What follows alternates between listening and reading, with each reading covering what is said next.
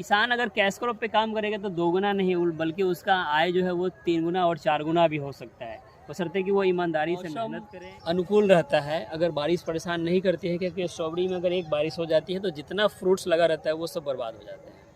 तो अगर मौसम अनुकूल रहता है तो इससे हमारे लेबर को पेमेंट करते हुए हम लोग पूरे साल में 2-3 लाख रुपया का बचत कर लेते हैं, सिर्फ और सिर्फ सिंगल। सारे कॉस्मेटिक आइटम्स आ रहे हैं, इवन आपका लिप ग्लोस, लिपस्टिक और इवन आपका वो क्या बोलते हैं टॉनिक वगैरह भी स्ट्रॉबेरी फ्लेवर में या स्ट्रॉबेरी मिक्सअप। नमस्कार, मैं अभय पांडे और अभी हम आए हैं, स्ट्रॉबेरी का खेती होता है यहाँ पे।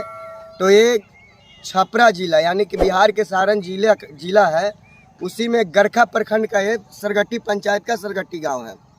इसको मोर बोल सकते हैं, यानी कि एनएच से थोड़ा सा अंदर है। यहाँ पे स्ट्रॉबेरी की खेती होती है और ऐसी खेती को देखने के लिए बहुत सारे लोग आते हैं और इनको जो यहाँ के खेती करते हैं, जो किसान हैं, उनको बहुत सारे पुरस्कार या सम्मानित भी हो चुके हैं बहुत जगह पे। तो अभी हम इन्हीं के पास आए और समझेंगे कि इस खेती का राज क्या है और क्या कारण है कि वो गेहूं चावल के खेती से हटकर इस प्रकार की खेती करते हैं। नाम मेरा नचिकेता हुआ और घर यहाँ से 12 से 13 किलोमीटर दूर बिचला तेलपा छपड़ा में है।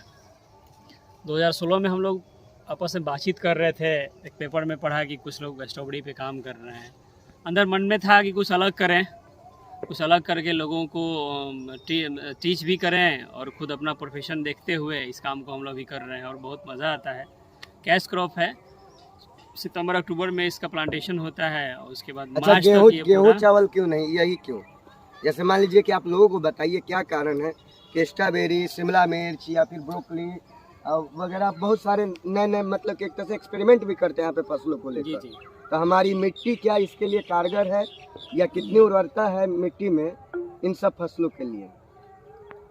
मिट्टी सभी जगह लगभग एक समान होती है, कुछ जगह काली मिट्टी होती है, कुछ जगह दोमट मिट्टी होती है, कुछ जगह बलुई दोमट मिट्टी होती है। तो नया जो तरीका है ड्रिप इरिगेशन और मल्चिंग सीट, यानी कि जो प्लास्टिक आप देख रहे हैं जो सारे क्रॉप पे हमारे लगे हुए हैं, उसका उपयोग करके हम किसी भी जगह पे किसी भी क्रॉप को ले सकते हैं।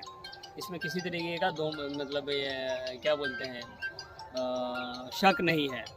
दूसरी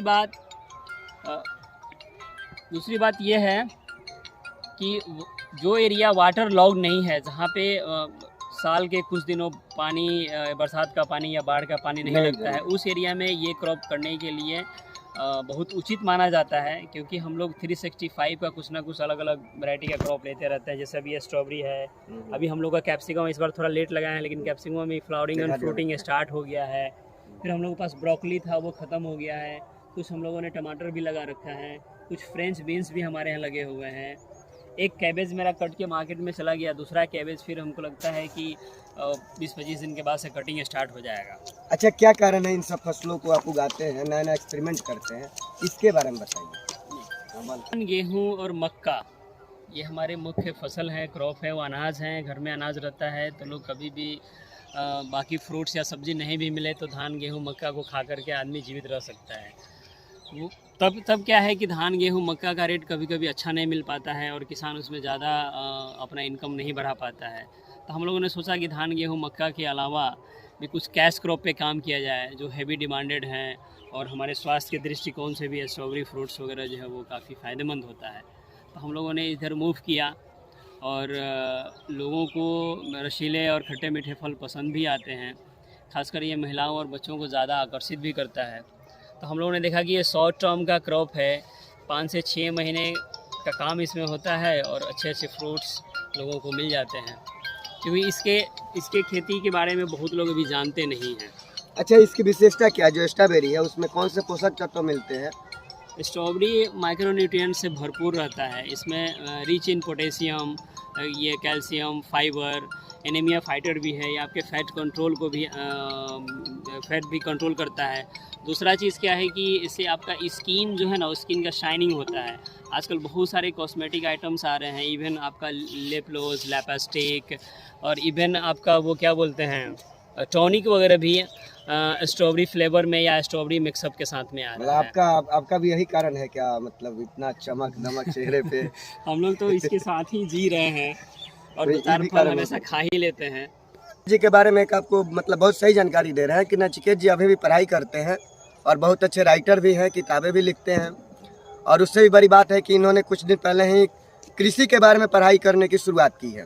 उसका क्या कहानी है, एक बार थोड़ा सा संक्षेप में कहानी बता क्या कि मेरे यहाँ डिपार्टमेंटल लोग बहुत सारे लोग आते हैं, जैसे डीएम साहब आए थे, डीडीसी साहब आए थे, डिस्ट्रिक्ट हॉर्टिकल्चर ऑफिसर भी आए थे, उनके साथ और भी सहयोगी थे। उन्होंने कहा कि नचिकेता जी अगर आप बीएससी एग्रीकल्चर कर लेते हैं तो आने वाले समय में आप एग्री बिजनेस, एग्री क्लिनिक या एंटरप्रेन्योरशिप जो होता है वो आप एक स्टार्ट कर सकते हैं। मतलब एग्री बिजनेस में आप जा सकते हैं। उसके लिए आपके पास एक लाइसेंस होना चाहिए और लाइसेंस लेने के लिए आपके पास एक वैलिड बीएससी एग्रीकल्चर या बीएससी इन केमिस्ट्री होना चाहिए। फिर हमने कहा कि सर कैसे होगा, तो फिर हमने इलाहाबाद यूनिवर्सिटी के बारे में पता किया। वहाँ भी एडमिशन है, अभी मेरा 5th सेमेस्टर कंप्लीट हो गया है। 10 मार्च को हम लोग 10 ये फरवरी में हम लोग का ख़त्म हुआ है और फिर 6th सेमेस्टर का एग्ज़ाम जब जैसा नोटिफिकेशन आएगा फिर देने के लिए एग्ज़ाम जाना पड़ता है। अच्छा, छोटे छोटे 2-4 सवाल और आपसे। किसानों को क्या सलाह देना चाहिएगा इस फसल के बारे में या फिर कैश क्रॉप के बारे में? किसान को हम सलाह देंगे कि वो जो मोटे अनाज पे काम कर रहे हैं वो करें, लेकिन साथ साथ में कुछ कैश क्रॉप पे भी काम करें, ताकि उनके यहाँ जो आर्थिक तंगी आ जाती है, कभी कभी क्या होता है कि उनको खेत को बोने के लिए या खेत की सिंचाई करने के लिए साहूकार से पैसे लेने पड़ते हैं, या जो घर में अनाज रहता है उसको बेच करके वो फिर से खेत में लगाते हैं। अगर वो धान, गेहूँ, मक्का, आलू के साथ में कुछ कैश क्रॉप पे काम करेंगे तो हमें नहीं लगता है कि उनके यहाँ कैश का दिक्कत आएगा या पैसों की तंगी आएगी, जिसके मदद से वो अपने लाइफ स्टाइल को चेंज कर सकते हैं, बच्चों को अच्छा एजुकेशन दिला सकते हैं और कुछ एब्रॉड माइंड मतलब कुछ ज़्यादा सोच भी सकते हैं। अच्छा, एक और बात बताइए कि कितना भूमि में, यानी कि कितना जो इसका एरिया है, कितने एरिया में आप खेती करते हैं और कितना इनकम तक कर लेते हैं मोटा मोटी? ये एरिया बेसिकली हम लोगों का लगभग 1.5 बीघे का है, बट अभी हम लोग पूरे में एक क्रॉप नहीं लगाते हैं। मान के चलिए अगर हम एक क्रॉप लगाते हैं और मार्केट में उसको पूरा भर के भेज देते हैं, उस समय अगर उसका रेट बहुत कम रहेगा तो फिर वो किसान तंग हो जाएगा।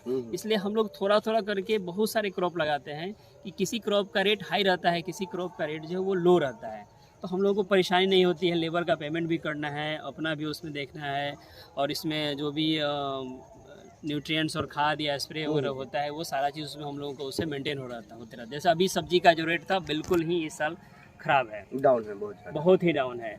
आपका ब्रोकली का भी रेट बहुत अच्छा नहीं था, 5 रुपये 6 रुपये पीस ब्रोकली बिका है। आपका कैबेज और कलीफ्लावर भी रेट अच्छा नहीं है। मूली और ये पालक का भी रेट बहुत अच्छा नहीं है। बैगन जो है वो 4-5 रुपये, मतलब किसान एकदम तंग हो जा रहा है। पिछले बार भी भिंडी वंडी का जो रेट हुआ था वो 2 रुपये 3 रुपये किलो, वो भी बिक नहीं रहा था। यानी आप अपने एनुअल इनकम मेंटेन करने के लिए अलग अलग फसल लगाते हैं, अलग-अलग कहीं ना कहीं रेट मेंटेन हो जाए। जी जी, कहीं ना कहीं से इधर से नहीं होगा तो उधर से कहीं ना कहीं नुकसान भरपाई हो जाए। जी। अच्छा, एक और बात बताइए, एनुअल इनकम के बारे में बताइए, क्योंकि किसान जानना चाहेंगे कि जैसे आप 1.5 बीघे में खेती करते हैं, यानी लगभग 30 कट्ठा, तो 30 कट्ठा में खेती करके आपको एनुअल इनकम कितना? मौसम अनुकूल रहता है, अगर बारिश परेशान नहीं करती है, क्योंकि स्ट्रॉबेरी में अगर एक बारिश हो जाती है तो जितना फ्रूट्स लगा रहता है वो सब बर्बाद हो जाते हैं। तो अगर मौसम अनुकूल रहता है तो इससे हमारे लेबर को पेमेंट करते हुए हम लोग पूरे साल में 2-3 लाख रुपया का बचत कर लेते हैं, सिर्फ और सिर्फ सिंगल स्ट्रॉबेरी से। बाकी जो हमारे अन्य सहायक जो फसलें हैं वो सब अलग से कुछ हो जाते हैं।